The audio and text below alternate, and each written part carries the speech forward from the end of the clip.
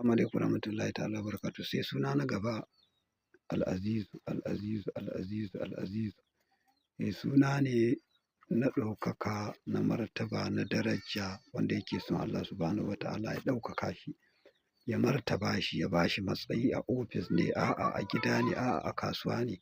In kake so ka riƙe yawan karanta suna ya Azizu, ya Azizu, ya Azizu. In ka san adadin sunanka ka kullum bayan kowace sallah karanta shi adadin sunanka. Misali kamar mai suna irin suna nawa Umaru, shi za su samu bonus su 310. Suna Muhammad kaga shi ma kamar me, kaga 92. Mai suna Aliyu 110 misali kenan. To kowanne adadin sunanka za ka ɗauka na Azizu. Bayan kowace sallah ka yi shi, Allah zai ɗaukaka ka, za ka samu babban matsayi.